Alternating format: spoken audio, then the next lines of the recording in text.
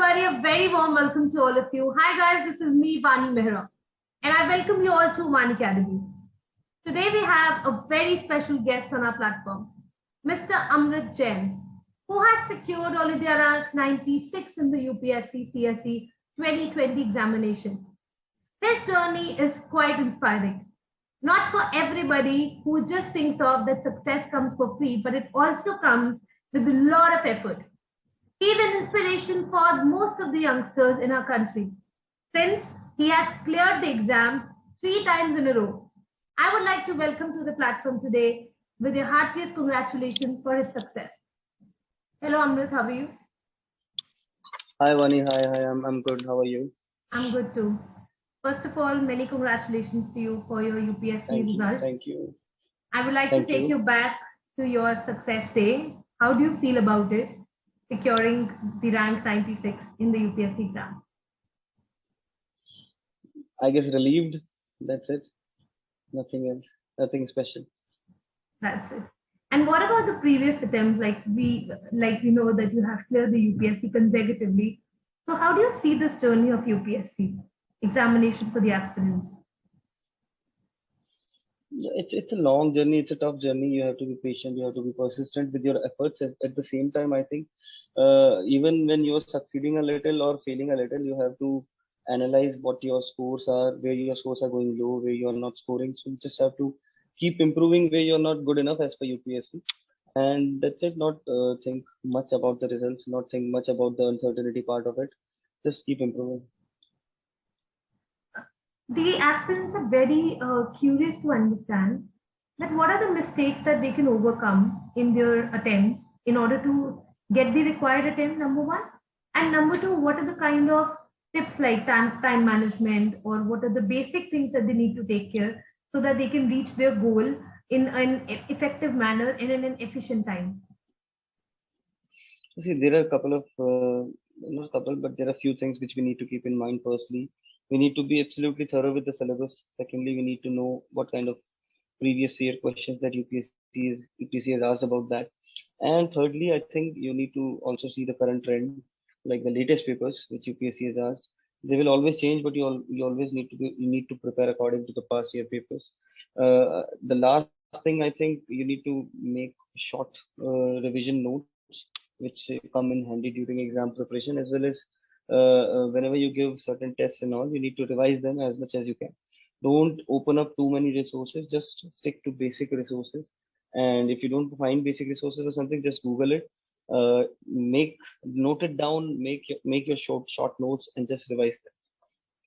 The key is the revision and the practice part. You mentioned about note making. So did you do note making, like a lot of note making? Yeah, yes, absolutely. Okay, and what was that one different approach you had this time than the previous attempts? No difference. I think it's just I was a little bit relaxed this year because I was in a training, so I could not devote much of the time to the stress, to the thinking part. I just had 2 months of mains preparation, so I just studied and practiced. That's it. In the implementation part, I think I wrote many papers this time because my syllabus was mostly over because of last 2 mains and 2 attempts. So I guess that could have worked, but again, you need to complete your syllabus for that. Okay. My next question reaches out to the aspect that when shall we exactly start, reading the newspaper, making the notes for newspaper, or notes for NCRTs and basic books? And do we really have to make notes for everything, or do we segregate it? Ideally, you should a serious aspirant should make a note of whatever he or she is reading. But the fact is, we end up reading so many different useless things, and the notes become bigger, and bigger, and at the end of the day, we are not able to revise anything out of it, and we get discouraged about making notes of the things we actually might need. So you have to pick and choose what you are actually reading and making notes of. For aspirants who are just starting, I think it will be advisable that they don't make notes in their first reading, because everything will seem important in the first reading. So first reading, you try to give importance to understanding of the subject, And then maybe in the second reading, you can try and highlight or maybe try to note down whatever important things that you like. Okay. All right. So that looks quite sorted. Like the first reading should go very brief, and then certainly they should be making the notes. And what do you have to say about answer writing? How do you see the trend of answer writing from day one? Like nowadays, it's like you should start your answer writing from day one. Do you think it's a very healthy exercise for the aspirants? I personally did not do a lot of answer writing in my initial attempts because I felt that I was not having certain time because of my option was incomplete. But I think if you can take out some time, you should be writing 2 to 3 questions or answers after 3 to 4 months of study. I don't think you should be writing answers on the day from the day one because you don't have any content as well as you don't have any basic layout or framework to insert necessary components in an answer. For example, you have to insert examples, you have to put facts, figures, data, diagram, introduction, conclusion, whatever. So for that, you need to study. I think you need to study properly. You need to make quick revision kinds of notes. And then maybe you can switch to answer making. So ideally speaking, I think the people who are appearing for mains this year, they have studied enough, so they can start answer writing straight away after prelims. And aspirants who are just starting, I think they need to give themselves a little time of at least one proper study of the whole syllabus, note making, revision, and then you start writing your answers. I would like to ask you the next question is it possible to clear this exam with or without coaching? Like, what are your opinions on it? And do you think, did you take the coaching all the times, like in all your attempts, or how did you go about it? See, firstly, I did not take any coaching. I joined Vision IS in 2016, the classroom program. I just went there for 7 to 8 days, but I did not find it very relevant or maybe useful to my preparation or my pace of preparation. So I left it. Secondly, I did not do any coaching for optional. And I just want to remind you that I'm not from humanities background, so this was not at all my background or forte. So to answer your question, I don't think that coaching is absolutely necessary. But at the same time, if coaching helps a certain aspirant's preparation in a certain component of this whole syllabus, for example, an aspirant tries to cover everything in GS preparation by himself or herself and tries to take coaching's help in optional. So that is acceptable. See, you need to have a certain strategy. For example, you can have a scientific kind of optional, for example, physics, chemistry, mathematics. For that, you might be needing coaching. So take coaching if you absolutely require it, based on your own personality, based on where you are living, based on whether you need it or not. So don't make extreme decisions which are like I absolutely don't require coaching, and coaching, all the coachings are bad. And the second one is that coaching has to be there in your preparation. Both the things are bad. Decide as per your requirement and go for it. That's it. Okay. That's quite a nice advice, I believe. And you went 7 days to Vision IS, and still you've been able to make to the exam all the time. So that's a huge time that you've invested. How many hours did you study? Like how many hours you used to study otherwise? Because this year you didn't get time, as you said you were already in the training. So what about the initial time that you spend in your attempts, like in the beginning attempts? Beginning attempt, I think the first attempt when I was in Jaipur, I think I might have lost the track of hours, number of hours that I was putting in, because I left a very good, very well-paid career that was of software developer, and then I joined this preparation. So I was having extra energy. I guess a lot of energy, but not so much of guidance. I think so. I studied a lot, maybe 10, 12 hours minimum hours a day, and near the examination, that number goes up, as we all know. We don't keep track of time when we are very close to the examination. Okay. But in the subsequent attempts, I think it got a little chiller, and I was studying for 4 or 5 hours on an average. So you just mentioned about leaving of your job, right? That's a very tough decision for most of the working professionals in our country. Like, should they carry with their job or should they do it? So do you think Plan B is something that one should have while they give UPSC attempts? Absolutely. See, some of us we come from premier institutes, and we know that from our graduation we can get we can get jobs easily whenever we want. So it will be a struggle of few months, maybe couple of months, and then we can land up any kind of job, maybe less, maybe more, that doesn't matter, but we can get into any jobs. So that guarantee, that plan B, some of us we are already having in our minds, but the rest of us, we don't have maybe such degrees or such reputed institutes after us. So then we have uncertainty whether we are going to pass UPSC or not. If we are not passing, then whether we should appear for state exams or other exams like SSC and everything. So in my opinion, I think first two attempts, or maybe one or two attempts, based on your socioeconomic condition, there cannot be a single formula, but based on your socioeconomic condition, I think if you are very serious for UPSC, then initial two attempts have to be very serious, and they should be solely for UPSC. Initial two attempts, which means 2 to 3 years of preparation. If after 2 years of attempting with the UPSC paper, you still feel that you are very far away from cutoff, maybe prelims or mains, whatever, and then so that is the point when you start appearing for different other exams, because you never know. UPSC absolutely is uncertain.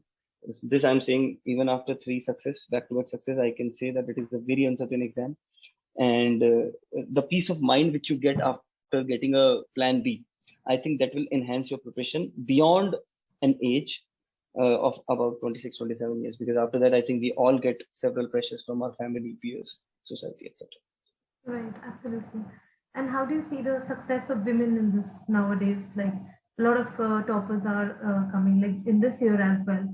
What do you have to say to the women who are from? There are so many states in our country still fighting this menace wherein women are not getting equal education and empowerment. What do you have to say to such people? Like, how do they have to see this UPSC journey? See, firstly, it is absolutely heartening to see women succeeding in each and every spheres of our country, which includes governance, that is UPSC, and we can see several toppers. I think this year majority of toppers are from girls, are girls. So that's quite heartening to see. But at the same time, I think the percentage still needs to be improved at the lower sections, and at different streams like science and tech stream. I think the percentage of women is still very low. So the situations are going to improve as we are seeing women administrators and women policymakers coming in through UPSC. So I think the policies are going to be more and more favorable towards women empowerment, and we can see positive change over the time. Absolutely. That looks a very positive approach. And here comes my next question. What do you have to say about keeping the consistency and positive approach during the preparation? How does one deal, and how do your hobbies also help you to come out of fear, anxiety, and stuff? Yeah, absolutely. See, keeping a positive, balanced, and a peaceful state of mind is really required in such an exam, which is not a matter of 2, 3, 4, or maybe 6 months. It is a matter of absolutely 2, 3 years minimum, and you have to be sane enough to give your 100% every time the exam strikes. So for that, you have to indulge yourself in your hobbies. Some people do meditation, some people go for music, dancing, some people go for jogging, badminton, gymming, whatever suits you. I think you need to take out some time out for yourself, which keeps you physically as well as mentally fit for the examination. And I think it will not only save you from panic attacks, maybe anxiety attacks, but also it will increase your focus, which I found out myself that whenever I used to physically work out for maybe a couple of hours a day during my preparation, my focus, my energy, my productivity of studying uh, actually increased. So I think you can experiment with whatever activities that you have with your disposal.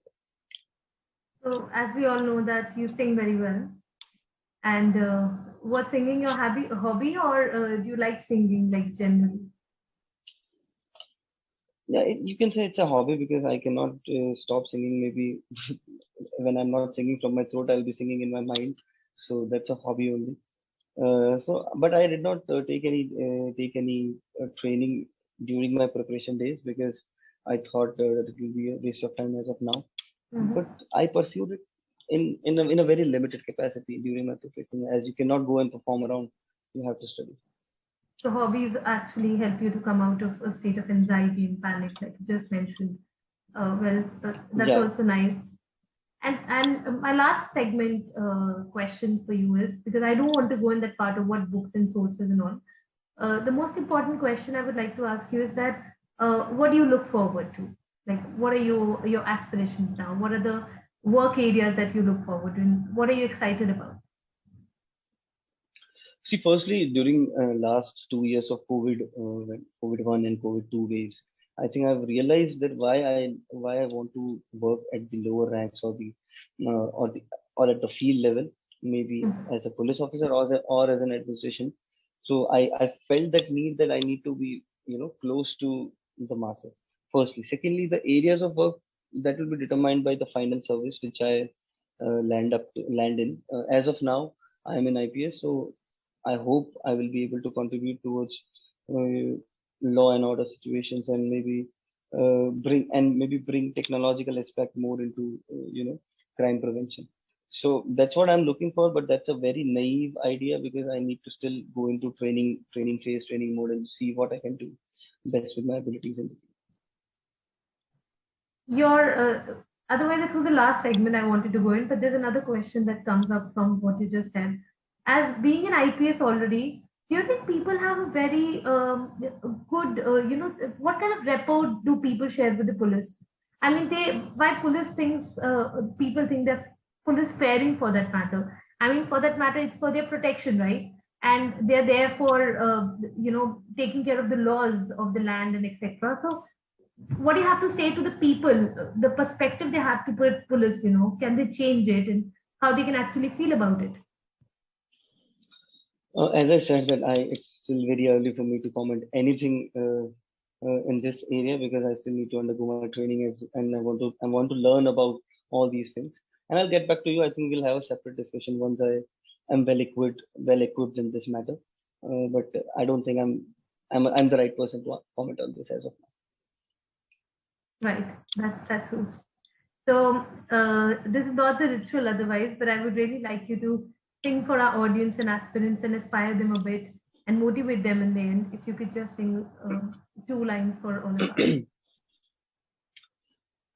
Okay, I can't think of any song. Can you think any song?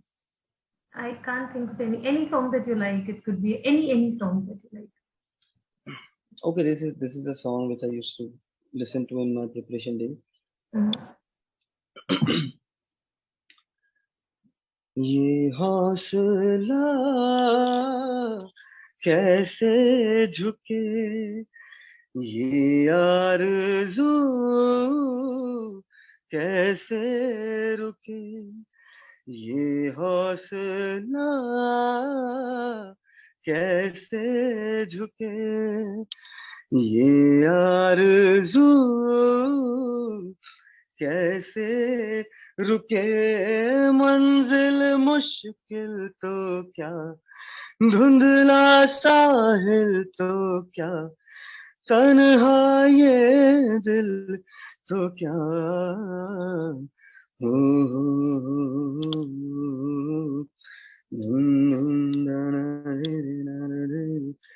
ये हौसला कैसे रुके, ये आरज़ू कैसे झुके. Yeah. Absolutely inspiring. I believe it will help to inspire a lot of students. And thank you so much for taking up time today. And would you like to say It was anything? the pleasure. Anything that The you pleasure like is all mine. Thank you.